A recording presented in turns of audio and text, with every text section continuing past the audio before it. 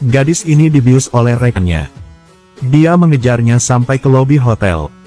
Dia samar-samar menemukan cara untuk melarikan diri. Tanpa diduga, dia salah pergi ke kamar presiden. Gadis itu langsung menukik ke pangkuan lawan. Namun kini hotel tiba-tiba mati listrik. Keduanya bahkan tidak bisa melihat wajah satu sama lain dengan jelas. Tapi telah menghabiskan malam yang penuh gairah bersama. Keesokan harinya sulit bagi gadis itu untuk menerima kenyataan ini. Jadi dia pergi ke luar negeri sendirian. Adapun presiden, dia mencarinya dengan susah payah, tetapi tidak berhasil. Dalam sekejap mata, 5 tahun telah berlalu.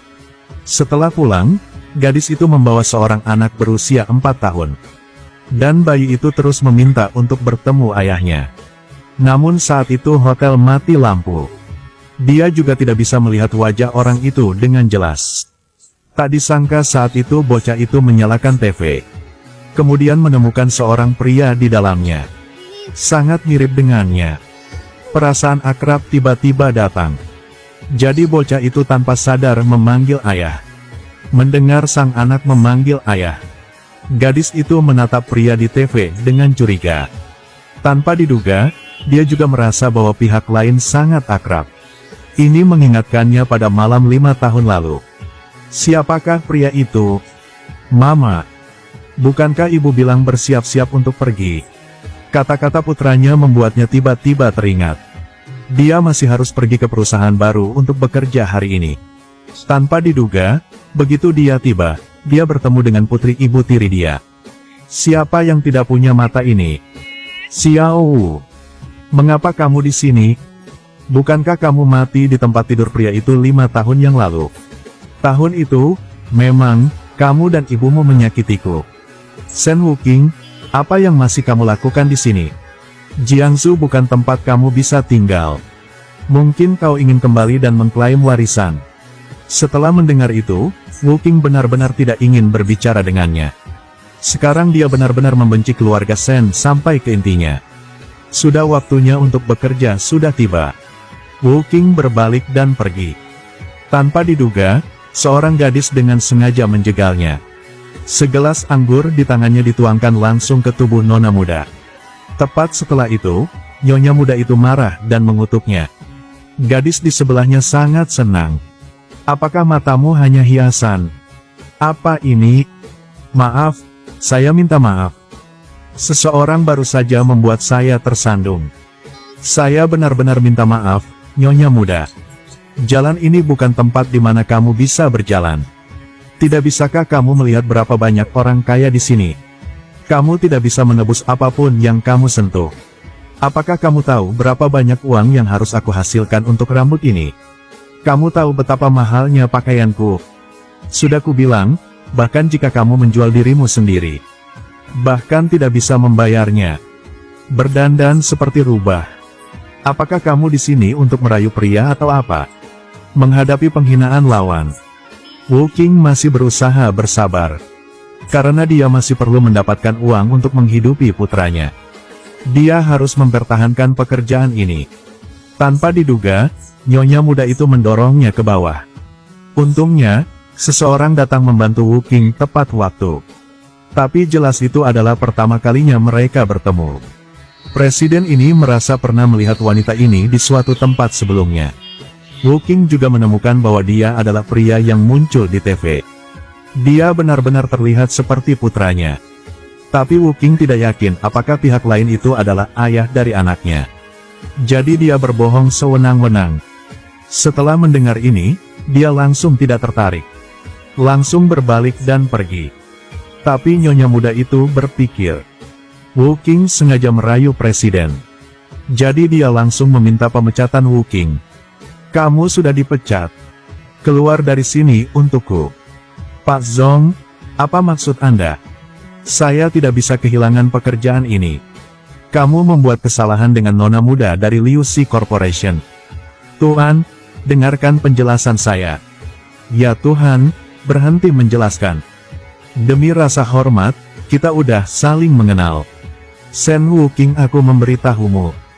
Jiang Beilin bukanlah seseorang yang bisa kamu bujuk. Sentuh dia, jangan bilang kamu. Bahkan aku terlibat. Jangan coba-coba kudis, tapi minta daging angsa. Kamu hanya bisa menemukan orang sepertiku. Kalau begitu kamu bisa makan enak dan berpakaian bagus. Aku akan memberimu 30.000 yuan setiap bulan. Asalkan kamu membuatku bahagia. Lalu beri aku seorang anak laki-laki. Aku akan menceraikan istriku, lalu menikahimu. Apa? Jika kamu ingin punya anak, cari babi betina dan melahirkannya. Aku tidak butuh uang. Begitu saja, Wu Qing dipecat. Tapi untungnya gelarnya juga luar biasa. Jadi segera menemukan pekerjaan di kantor hukum. Apalagi, ia langsung menerima kasus yang merepotkan. Siapa sangka kasus ini milik perusahaan presiden itu. Baru saja melihat gadis yang kemarin. Berpikir bahwa Wu Qing adalah mata-mata yang dikirim oleh perusahaan saingan. Kau pertama kali muncul di pameran. Sekarang muncul di perusahaanku. Dengan identitas yang berbeda. Lagi pula, siapa yang mengaturmu untuk mendekatiku? Anda pasti salah paham, Tuan Jiang. Aku hanya kekurangan uang. Lakukan saja beberapa pekerjaan tambahan. Namun, Presiden mengira dia adalah orang yang punya banyak skema. Segera minta kantor hukum untuk mengubah orang. Karena itu, Wu Qing kehilangan pekerjaan keduanya. Dia tidak punya pilihan selain mewawancarai untuk menjadi pengasuh. Tapi tidak mengharapkan itu. Bahkan ketika dia melamar pekerjaan sebagai pengasuh anak, dia pun datang rumah presiden itu. Itu dia. Udah, sampai jumpa lagi. Apakah ini kebetulan atau memang disengaja? Sampai jumpa lagi. Jelaskan, kenapa kamu ada di sini? 2 hari, 3 pekerjaan. Kamu begitu kekurangan uang kan? Aku sengsara sekarang. Itu semua salah dia. Aku menyesal tidak bisa memukulmu hingga wajahmu memar. Kamu tanya kenapa aku di sini? Aku pengasuh yang baru direkrut. Aku benar-benar tidak bermaksud bertemu denganmu kemarin. Tapi wanitamu tidak akan memaafkanku. Bahkan membuatku kehilangan pekerjaan di tempat itu. Jadi mata pencaharian juga hilang. Kamu bilang kenapa aku di sini? Sekarang pekerjaan ini hilang juga. Apakah kamu bahagia? Kamu memang adalah komet. Sekarang kamu memecatku. Apakah aku berhutang sesuatu padamu di kehidupanku sebelumnya? Kamu suka mengejarku. Baik, aku pergi. Selamat tinggal. Tunggu. Apalagi yang kamu mau? Saatnya menunjukkan aktingku. Benar-benar luar biasa. Demi mencari nafkah, tidak mungkin untuk tidak bertindak. Bekerja di pameran. Aku akan mengatur seseorang untuk memeriksa. Aku sudah memberitahumu kemarin. Kamu datang ke K Corporation untuk menjadi pengacara pribadi saya. Jika kamu setuju, kamu dapat terus melakukan pekerjaan ini. Seperti yang diharapkan, dia berhasil. Shen Wu Qing, apakah kamu benar-benar dia atau bukan? Saya pasti akan menyelidiki untuk kejelasan. Ternyata Presiden juga mencurigai Wu Qing. Apakah itu gadis dari 5 tahun yang lalu? Seperti yang diharapkan ketika dia memeriksa dokumen tentang dia. Tiba-tiba mengetahui bahwa Wu Qing juga memiliki seorang anak berusia 4 tahun. Dia bahkan terlihat seperti dia. Ketua saya telah menyelidiki. Shen Wu Qing benar-benar dipecat oleh Nona Liu. Itu sebabnya dia kehilangan pekerjaannya. Selain itu, aku juga menyelidikinya. Tidak masalah. Dia yatim piatu. Kondisi keluarga sangat buruk. Tidak heran bekerja dengan sangat baik. Tidak seperti para pemula. Lebih seperti orang yang sudah lama belajar. Selain itu, saya juga mengamati dengan sangat cermat. Tangannya jauh lebih kasar daripada gadis normal. Aku yakin itu bukan kebohongan. Baiklah. Aku keluar ya. Nona Sun, apakah Anda mau makan buah? Aku sudah menunggu perusahaan sepanjang sore. Sekarang datang rumah dan tunggu selama 2 jam. Kapan Beilin akhirnya kembali? Urusan tuan muda, saya tidak berani bertanya. Kalau gitu, Nona muda bisa pulang dulu aja. Hei, apakah kamu baru di sini? Apakah kamu sudah menyirami bunga di taman? Tidak bisakah kamu melihat mereka sekarat? Rumah ini benar-benar tidak bagus tanpa pemilik perempuan. Ya, saya segera pergi. Apakah kamu sudah cukup bermain? Saya minta maaf. Mengapa kamu tidak datang ke grup K untuk bekerja? Aku hanya tidak bebas. Aku hanya tidak ingin hidup di bawah matamu. Sen Wuking, pekerjaan apa yang kamu lakukan? Tuan muda, saya tidak sengaja melakukannya. Dia tiba-tiba muncul dan membuatku takut. Maksudmu aku salah? Aku tak bermaksud seperti itu. Aku pasti akan lebih memperhatikan lain kali. Apakah kamu yakin memperhatikan gerakan di belakang? Beilin, kenapa kamu basah kuyup? Kok bisa hanya berganti pakaian seperti itu? Akan masuk angin. Sekarang sedang musim panas. Aku tidak begitu lemah. Mengapa kamu di sini? Mengapa pengurus rumah tangga tidak memberitahu koki kamu? Siapkan semangkuk sup jahe untuk Beilin. Tidak butuh. Masalah keluarga Jiang, sejak kapan giliranmu untuk diperintah oleh orang luar? Bukan, aku tidak berani. Bibi menyuruhku datang menjagamu. Tentu saja aku harus menjagamu dengan baik. Bu, orang yang ibu kirim ini, apa yang kamu lakukan lagi?